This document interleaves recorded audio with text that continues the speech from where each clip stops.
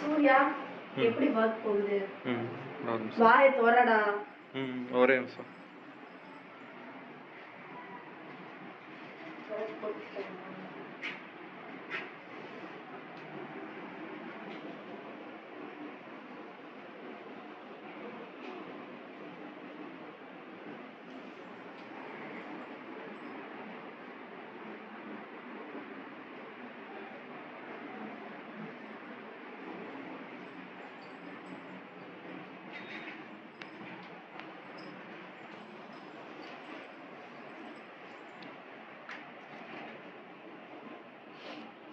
தேங்காய் கிடையாது. ஒன்று எடுத்து இந்த மாதிரி பார்ப்பேன்.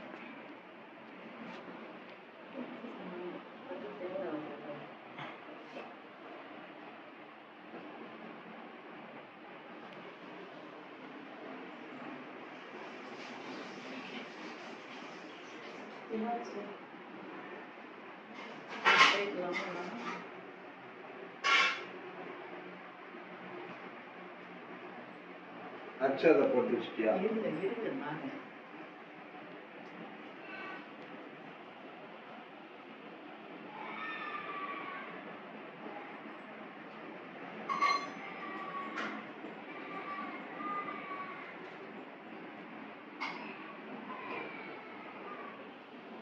வீடியோ போயிட்டு இருக்கேன். இப்படி எடுக்கணும். அதான் சரி போச்சு சொல்லிச்சுமா.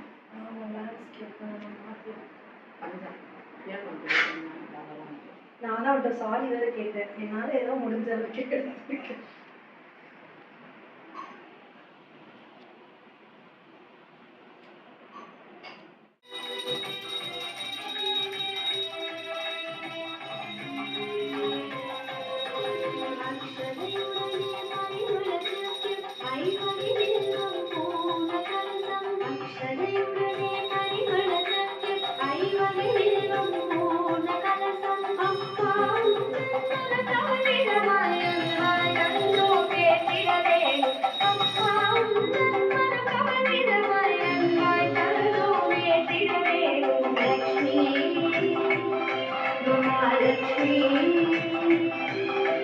Lexmi,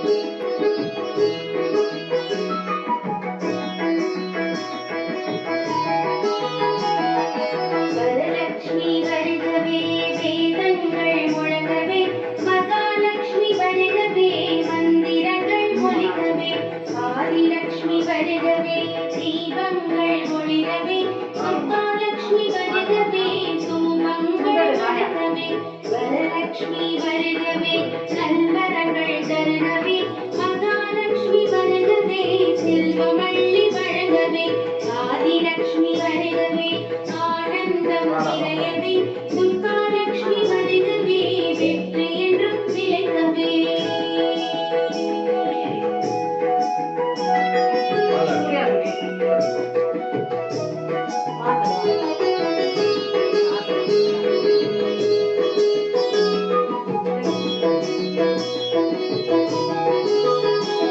கால்கடலில் பிறந்தவளே மகாலட்சுமி தாயே பரந்தாமன் திருமார்பில் பிறந்தவளும் நீ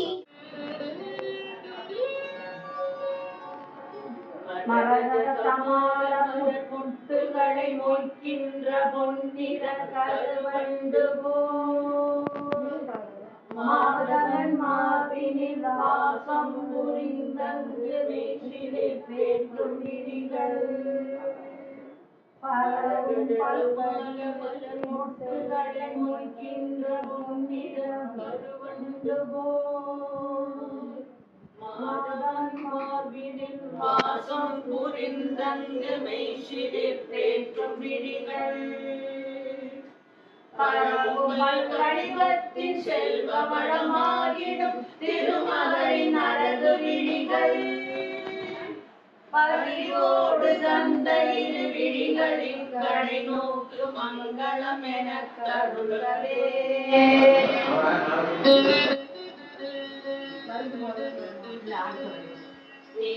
நீலமாமலரினில் உள் சென்று வெளிவந்து உலகிடும் பெண் வந்து போல் நீலமாமுகில் வண்ண திருமுகம் காண்கின்ற ஆசையால் மேல் சுழன்று கோலம் கண்டு உடன் நாணமேறன் மீண்டும் கீழ் வந்து மேல் சென்றிடும் குருநகையால் அவள் தன் வரிசையின் வாழ்வில் செல்வமெல்லாம் தருகவே கனகமழை பொழிகின்ற காருண்ய மேகமே லட்சுமியே வந்த அருள்க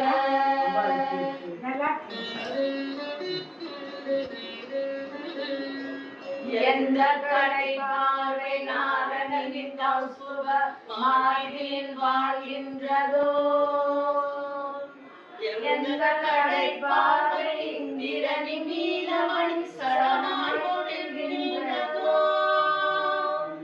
எந்த கடை பார்வை சுந்தர திருமாலின் தேவைகளை தருகின்றதோ அந்த கடை பார்வை வீசிடும் கமலமகள் மங்களம் என கருளவே கனகமழை பொழிகின்ற காருண்ய மேகமே லட்சுமியே வந்தருளவே கனகதாரை என்னும் துதி கேட்டு வாழ்வில் ஐஸ்வர்யம் தந்தருளவே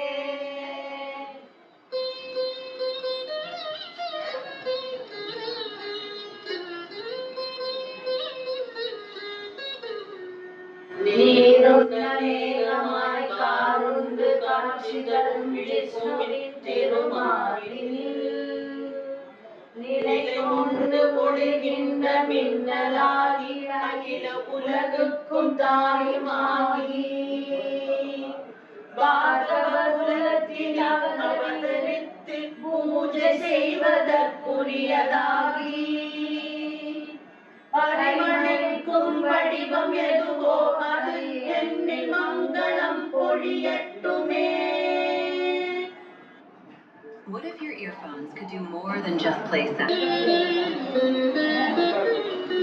மங்களங்கள் யாவும் தன்னிடத்தில் கொண்ட மாயமை கொண்ட நெஞ்சில் மதுகைடவத்தினும் வலிமனிது அசுரரை மாய்த்த திருமாலின் நெஞ்சில் மன்மதன் சென்ற மரவழி செய்தவை அந்த கடல் குமரி திருவின் பார்வை புன்சி சிரிப்பேந்திடும் அந்த கடை கண் பார்வை என்னையும் அருளட்டுமே.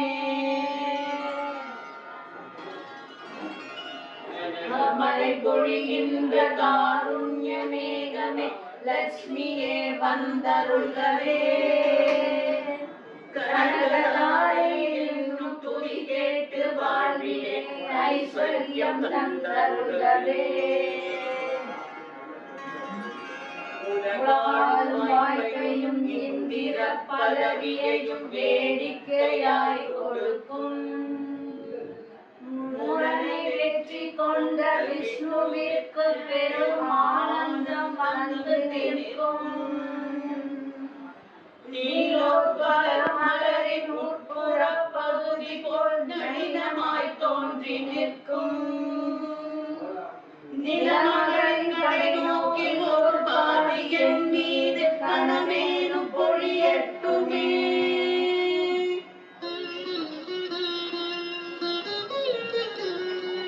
மறுமைக்கு தேவையாய் உள்ள செயல்களை செய்கின்ற தகுதியில்லா மனிதர்கள் கூட என்ற கருணை பார்வை சொர்க்கத்தை தருகின்றதோ.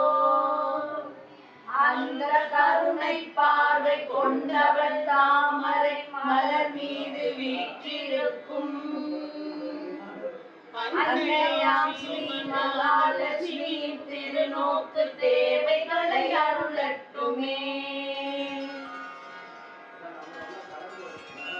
கனகமழை பொழிகின்ற காருண்ய மேகமே லட்சுமியே வந்தருள்களே. கனகதாயை என்னும் துதி கேட்டு வாழ்விலே ஐஸ்வர்யம் தந்தருள்களே.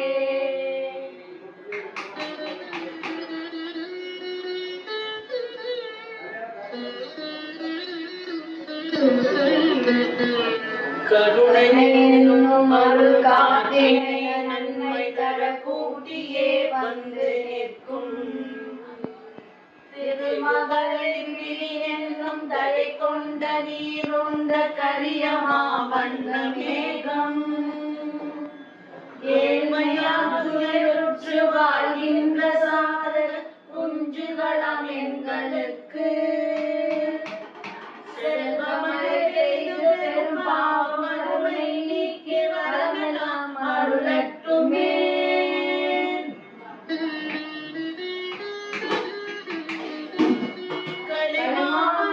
என்றும் கருண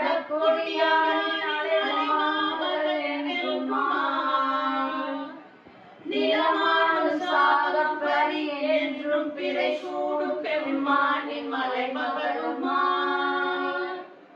உலகத்திலே நின்று உயிர் படைத்து காத்து முடிப்பதை விளையாட்டென செய்பவள் மூலகமாடும் நாராயணனின் நாயகியே போற்றி போற்றி.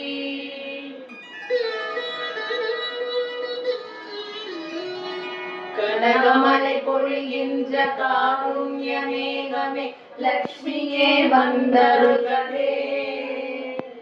கனகதாயை என்னும் துதி கேட்டு வாழ்விலே ஐஸ்வர்யம் தந்தருள்களே.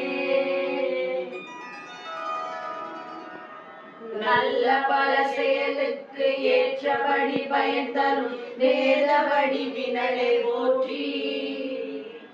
நல்ல அழகிய குணங்களின் உரைவிடமே போற்றி போற்றி. எல்லையில்லா சக்தி எனவாகி தாமரையில் அமரும் மலர் மகளை போற்றி. எங்கும் விளங்கிடும் பூரணமே எழில் புருஷ உத்தமனின் துணையை போற்றி.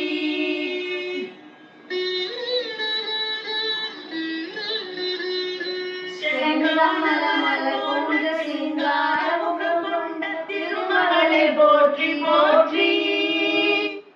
மந்தரமலை அசையும் பாக்கடல் தோன்றிய மாமகளை போற்றி போற்றி. சந்திர தேவனுடன் தேவனமுதந்தினுடன் பிறந்தவளை போற்றி போற்றி.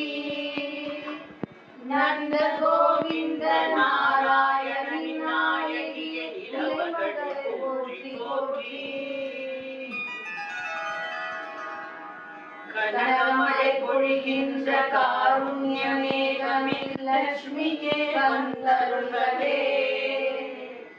கனகதாய் என்னும் துதி கேட்டு வாழ்விலே ஐஸ்வர்யம் தந்தருள்களே.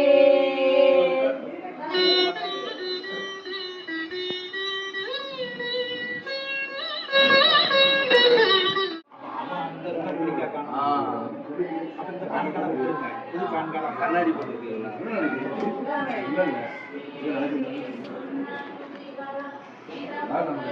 உள்ள வேணாம் வாங்க.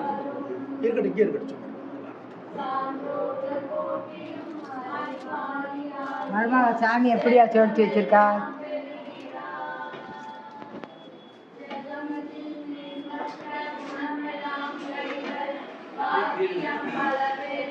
சுந்தர அழகா இருக்கா?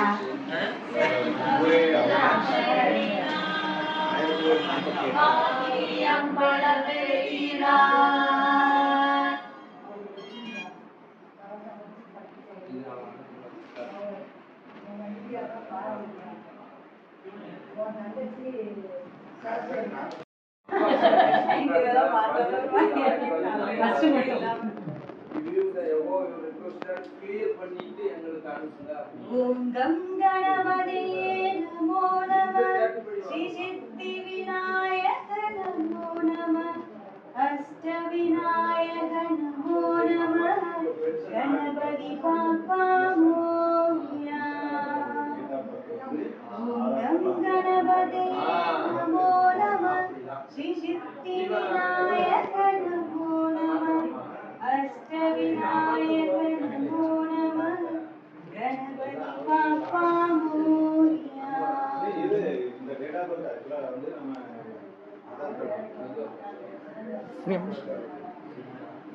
விநாயகனே வினை தீர்ப்பவனே.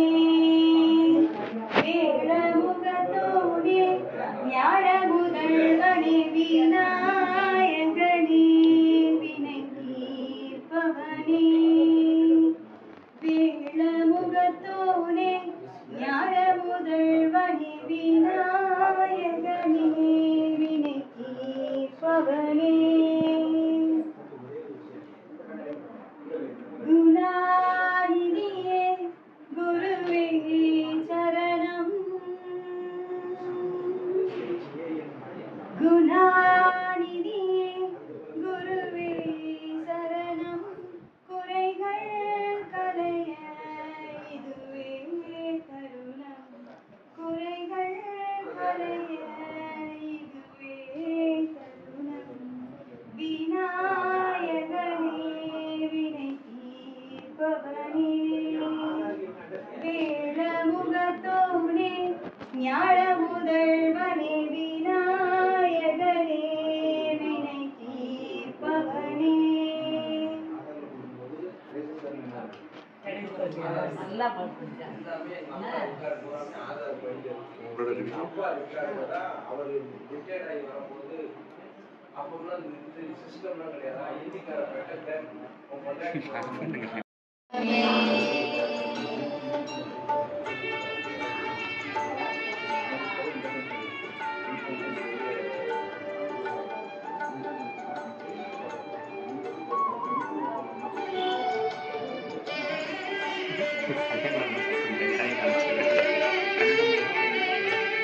லட்சுமி நான் வாழ்ந்திடும் வீடு சூரியன் ஆயிரம் சுடர் முனியோடு. சூக்ஷ்மமான பேரன் 14 சுந்தரி தாய் துளசியோடு. லட்சுமி பாராயண் இல்லமே ஆனாடி செல்வி வரலட்சுமி பாராயண் இல்லமே.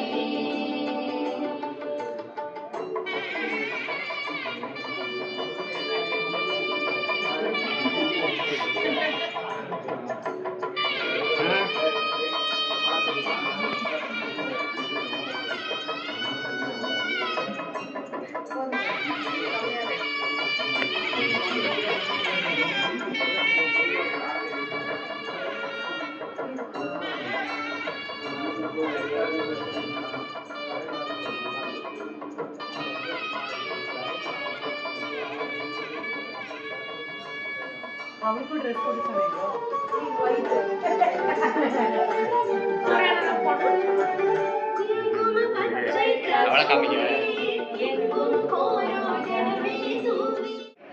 அங்கேயெல்லாம் அவளை செழிக்கச் செய்வார். மகாலட்சுமிக்கு பிடித்தமான சில நாட்கள் இருக்கின்றன. செவ்வாய்க்கிழமை அவளுக்கு மிகவும் தவிர சித்திரை, புரட்டாசி ஆகிய மாதங்களும் அவளுக்கு இஷ்டம். ஏனென்றால் அந்த மாதங்களில் தான் மகாவிஷ்ணுவே அவளை ஏற்கிறார். மகாலட்சுமிக்கு பிடிக்காத இடங்களும் இருக்கிறதா என்றால் இருக்கிறது என்பதுதான் பதில். அவை என்னென்னவென்று மகாவிஷ்ணு சொல்லியிருக்கிறார். அவை எவை என்பதை இந்த கதையில் அவரே சொல்கிறார். மகாலட்சுமி விரும்பி வரும் இடங்களை தெரிந்து கொண்டு அவளை வணங்கினால் நிச்சயம் நீங்கள் செல்வீர்கள். இதோ பார்க்கடலில் மகாலட்சுமி தோன்றிய புனித கதை. போதையின் உச்சத்தில் இருந்தான் தேவேந்திரன். அவன் வயிறு முழுக்க சோமபானமும் சுறாபானமும் மிகுந்திருந்தன. கண்கள் சிறந்திருந்தன. அதை விட சிறந்த நிறத்தில் மதுவை விட போதை தரும் பேரழகியான ரம்பை அவன் அருகே நின்றிருந்தான். அது ஒரு காட்டு பகுதி. மோகமும் தாபமும் நிரம்பி வழிய தேவேந்திரனும் ரம்பையும் இந்திரனுக்கு காதல் வந்தால் கண் மண் தெரியாது. அப்போது அந்த பக்கமாய் துர்வாச மகரிஷி வந்தார். வைகுண்டத்துக்கு சென்று பெருமாளை வணங்கிவிட்டு பிரசாதத்துடன் வந்து கொண்டிருந்தார். அவரது வருகையை உணர்ந்த தேவேந்திரன் கண்டும் காணாமல் இருந்தார். முனிவர் அதை பொருட்படுத்தவில்லை. அவனுக்கு தெரிந்தது அவ்வளவுதான் என்று நினைத்தபடி வைகுண்டத்தில் பிரசாதமாக கிடைத்த பாரிஜாத மாலையை அவனிடம் தந்தார். இந்திரனுக்கு முனிவர் இடத்தை விட்டு நகர்ந்தால் போதும் என்ற நிலைமை. அவசரமாய் மாலையை வாங்கினான். பக்கத்தில் நின்று கொண்டிருந்த அவனது பட்டத்து யானையான ஐராவதத்தின் மீது அந்த மாலையை போட்டான். முனிவருக்கு ஒரு கும்பிடு போட்டு விட்டு நகர்ந்தான். நெல் என்றார். கடும் கோபத்துடன் துர்வாசரின் கோபமும் அதனால் வரும் சாபமும் தான் பிரதிச்சுமையாயிற்று. நடுநடுங்கினான் இந்திரன். முட்டாளே, கடவுள் பிரசாதத்தின் மகிமை உனக்கு தெரியாதா? நான் கொடுத்தது பெருமாள் மார்பில் அணிந்து கொண்ட மாலை. பெருமாளின் மார்பிலே யார் இருக்கிறாள்? லட்சுமி. இந்த மாலையும் மகாலட்சுமிக்கு சமமானது. அதனால் மகாலட்சுமியே நீ தூக்கி எரிந்து விட்டாய். எனவே லட்சுமியை விட்டு நீங்கி அந்த வைகுண்டத்திற்கே போய்விடும். நீ இப்போது இருக்கும் செல்வம் எல்லாவற்றையும் இழந்து பிச்சைக்காரனாய் திருவாயாக என்று பதைவதைத்து போனான் இந்திரன். அவன் செய்த மாபெரும் பிழை அவனுக்கு புரிந்தது. முனிவரின் காலை பிடித்துக் கொண்டு கதறினான், கலங்கினான். துர்வாசர் கொஞ்சம் சாந்தமடைந்தார். இந்திரனே, உன் யானையை சற்று திரும்பி பார் என்றார். அவன் பார்த்தான். ஐராவதம் அங்கிருந்தே. என்ன பார்க்கிறாய் தேவேந்திரா? ஐராவதம் ஓடிவிட்டது என்றார். இல்லை, ஓடியவள் ரம்பைதான். நான் கொடுத்த மாலையை நீ யானை மீது தூக்கி எறிந்தாய். ஆனால் அது அதை தலைவணங்கி பவ்யமாக ஏற்றுக்கொண்டது. பெருமாளின் பிரசாதத்தை மரியாதையுடன் ஏற்றுக்கொண்டதால் அது உடனே வைகுண்டத்திற்கு செல்லும் வாய்ப்பு. இறைவனின் பிரசாதமாக பழம், விபூதி, குங்குமம், சந்தனம், துளசி ஆகியவற்றை வாங்கி பயபக்தியுடன் முழுமையாக பயன்படுத்தாவிட்டால் அவர்களை விட்டு லட்சுமி நீங்கிவிடுவாள். கடவுள் வேறு, அவர்களின் பிரசாதம் வேறு அல்ல என்பதை உன் குரு பிரகஸ்பதி உனக்கு கற்றுத்தரவில்லையா? அவரிடமே போய் பிரயாச்சித்தம் கேள் என்று கூறிவிட்டு போய்விட்டார். உடனே தேவலோகத்திற்கு ஓடினான் இந்திரன். அங்கே அவன் கண்ட காட்சி, தேவலோகத்தில் அசுரர்கள் ஆட்சி நடந்து கொண்டிருந்தது. தேவர்களை எல்லாம் அவர்கள் ஓட ஓட விரட்டிக் கொண்டிருந்தார்கள். முனிவரின் சாபப்படி தான் பரதேசியாகிவிட்டதை உணர்ந்தான் தேவேந்திரன். இல்லை, வெறும் இந்திரன். அவனும் தலைதெறிக்க ஓடினான். குரு நாதரரை வீழ்த்தினான். லங்கை கரையில் தவம் செய்து கொண்டிருந்த அவரது கால்களை போய் விழுந்தான். கண்விழித்து பார்த்தார். நடந்ததை உணர்ந்தார். இந்திரனை போன பிறவியில் செய்த பாவங்களின் விளைவுதான் இது. அவரவர் விதியை அவரவரே அனுபவிக்க வேண்டும். பிரம்மா நம்மை படைக்கும் போதே நம் விதி பலன்களையும் எழுதிவிட்டார். நீ போய் அவரை வணங்கி என்றார். ஒரு அனாதை போல இந்திரன் வந்து நிற்பதை கண்டு துடித்து போனார் பிரம்மன். காரணம், அவரது கொள்ளு பேரன் தான் இந்திரன். நீ செய்தது பெரிய பிழைதான் இந்திரனே. என்னால் உனக்கு முழு உதவி செய்ய முடியாது. மகாலட்சுமி மீண்டும் உன்னை தேடி வர அவளை பூஜைக்கும் முறையை நான் உனக்கு சொல்லித் தருகிறேன். துர்வாச முனிவர் சிவனுக்கு ஒப்பானவர். அதனால் நீ சிவனையும் அவமதித்ததாக ஆகிறது. உனக்கு ஒரே வழி அந்த பெருமாள் தான். அவரது கால்களை விழுந்தால் அவரது மனைவியான மகாலட்சுமியின் அருள் உனக்கு கிடைக்கும்படி செய்வார் என்று கூறிவிட்டு மகாலட்சுமி பூஜை முறையை சொல்லிக் கொடுத்தார். பின்னர் மகாவிஷ்ணுவிடம் சென்றான் இந்திரன். பக்தர்களின் மீது பிரியமாய் இருக்கிறார்கள். நானும் அவர்களின் அன்பில் கட்டுண்டு கிடக்கிறேன். அதனால் என் பக்தர்களின் மனதை புண்படுத்தும் வகையில் நடந்து கொள்ளும் எந்த வீட்டிலும் நான் இருக்க மாட்டேன். நான் இல்லாத வீட்டில் என் மனைவி லட்சுமியும் இருக்க மாட்டாள். கோபத்துடன் வெளியேறி விடுவாள். நன்கு கவனி இந்திரனை. விரத நாட்களில் உணவுபவன், கடவுளின் பெயரை சொல்லாதவன், பசியுடன் வந்தவர்களுக்கு சோறு போடாதவன், தீய எண்ணம் உடையவன், தீயிருப்பதில் சந்தோஷப்படுபவன், உடையில்லாமல் உறங்குகிறவன், தீய வார்த்தைகளை பேசுபவன், தேவையில்லாமல் செடிகளையோ நிலத்தையோ காயப்படுத்துபவன் ஆகியவன் இல்லங்களில் லட்சுமி தேவி இருக்க மாட்டார், ஓடியே விடுவார். கடவுளின் பெயரை சொல்லும் வீடுகள், பூஜை புனஸ்காரம் நடக்கும் இல்லங்கள், நல்ல மனதுடன் தூய்மையாக இருப்பவர்கள் உள்ள இடங்களில் எல்லாம் அவள் அருள்புரிவாள். தேவர்களும் அசுரர்களும் சேர்ந்து பாற்கடலை களையும் நேரம் வரும் வரை நீ காத்திருப்பாயாக என்று ஆசி வழங்கினார். கொஞ்ச காலம் சென்றது. மரணமடையாமல் நெடுங்காலம் வாழும் ஆசை தேவர்களுக்கும் அசுரர்களுக்கும் ஏற்பட்டது. இரு சாராரும் அமிர்தம் உண்ண ஆசைப்பட்டார்கள். எனவே பாற்கடலை கடைய முடிவெடுத்தார்கள். மேருமலை மத்தாகவும் வாசுகிப்பாக கயிறாகவும் பயன்படுத்தப்பட்டது. வாய்ப்பகுதியை அசுரர்களும் வாழ்பகுதியை தேவர்களும் பிடித்துக் கொண்டார்கள். பாற்கடலை கடைய ஆரம்பித்தார்கள். இறுதியில் பாற்கடலில் இருந்து நோய் தீர்க்கும் தன்வந்திரி பகவான் வெளிவந்தார். அடுத்து ஐராவதம் வந்தது. பல வகை ரத்தினங்கள் வெளிவந்தன. சுதர்சன சக்கரமும் தோன்றியது. அமிர்தம் வந்தது. எல்லோரும் ஆனந்தம் அடைந்தார்கள். கடைசியில் மகாலட்சுமியே தோன்றினார். மகாலட்சுமி தோன்றியதும் தேவேந்திரன் பரவசம் அடைந்தார். தன் கொண்டு தாத்தாவான பிரம்மன் சொன்னபடி மகாலட்சுமி பூஜை செய்ய தயாரானான். தூய்மையாக குளித்துவிட்டு குடத்தை வைத்து அதிலே மகாலட்சுமியின் முகத்தை வைத்து சந்தனத்தில் தோய்த்த பாரிஜாத பூவால் பூஜை செய்தான். கங்கை நீரால் அபிஷேகம் செய்தான். எண்ணிக்கணியை நெய்வேத்தியம் செய்தான். தூபம் தீபம் ஏற்றினான். சாதத்தை படைத்தான். வெள்ளத்தை அர்ப்பணித்தான். பச்சை கற்பூரம் கலந்த தாம்பூலத்தை படைத்தான். ஏழையான என்னிடம் இருப்பவைகளை எல்லாம் தேவியே உனக்கு நான் அர்ப்பணம் செய்கிறேன். நீ எனக்கு கருணை புரிய வேண்டும். தேவலோகம் முதலான என் எல்லா செல்வங்களையும் இழந்து விட்டேன். என் உறவினர்களும் சென்று இடம் தெரியாமல் சென்று விட்டனர். நீ என்னை விட்டு விலகியதால் நான் அனாதையாகிவிட்டேன். பஞ்ச பரதேசியாய் மாறிவிட்டேன். நான் செய்த விடைகள் எல்லாவற்றையும் மன்னித்து நீ என்னை ரட்சிக்க வேண்டும். சௌபாக்கியம் தரும் தாயே, எனக்கு சகல ஐஸ்வர்யங்களையும் நீயே தர வேண்டும் என்று கண்ணீர் மல்க துடித்தான். பாற்கடலில் இருந்து தங்க விமானத்தில் தோன்றினாள் மகாலட்சுமி. அதனால் அந்த இடமே ஒளி வெள்ளத்தில் வெள்ளை செண்பக மலரை போல புன்னகை முகத்துடன் தரிசனம் தந்தார் மகாலட்சுமி. இந்திரன் மெய்சிலிர்த்து போனான். அவன் கண்கள் பணித்தன. உடலும் உள்ளமும் ஆனந்தத்தால் வெள்ள நடந்தன. பாதங்களில் விழுந்தாள். புன்னகைத்தாள் மகாலட்சுமி. அன்புடன் ஒரு பூமாலையை அவனுக்கு வழங்கினார். எந்த பூமாலையை அவமதித்ததால் இந்த நிலை ஏற்பட்டதோ அதே பாரிஜாத மாலை அதே கண்களில் ஒற்றிக்கொண்ட இந்திரன் தேவேந்திரன் ஆனார். மகாலட்சுமி அந்த அம்பிகை அவனுக்கு ஆசி வழங்கினார். இழந்த செல்வத்தை மீண்டும் இந்திரன் வருவதற்கு காரணம் அம்பிகை. நீங்கள் செல்வதற்காக அன்றினமும் வணங்க வேண்டியவள் அம்பிகை. பக்தர்களை ரட்சிப்பதற்காக பாற்கடலில் தோன்றி அருள் புரிபவளும் அம்பிகையே.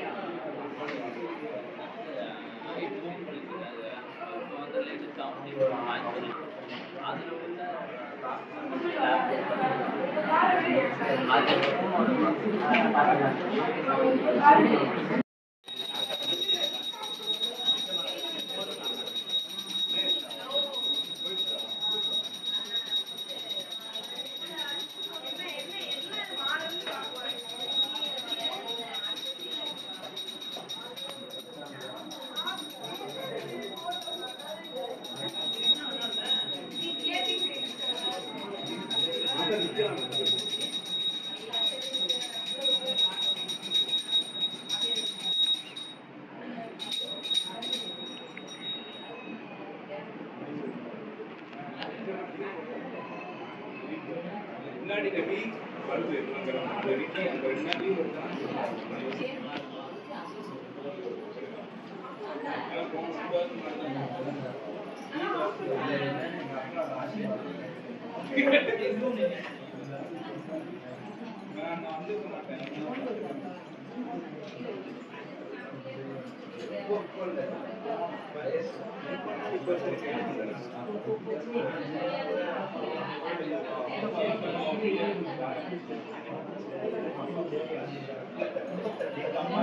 லட்சுமிக்கா, கர்சனா குட்டி இங்க உள்ளவா, இங்க இருங்க. வெளியில வேற யாரும்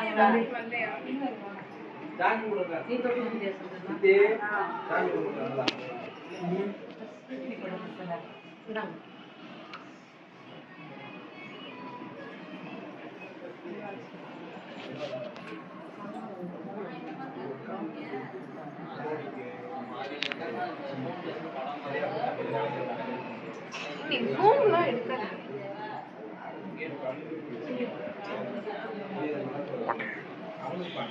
என்ன புது அப்பாவா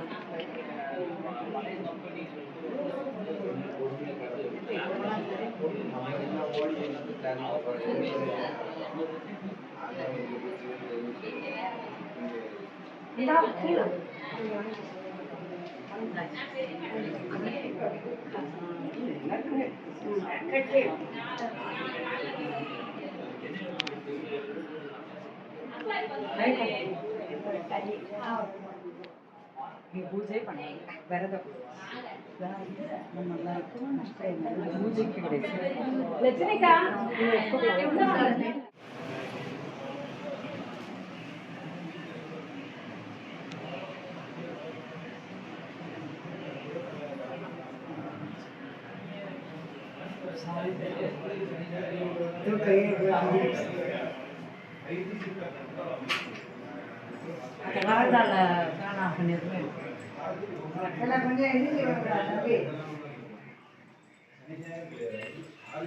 போன காரியம் முடிச்சா முடிஞ்சு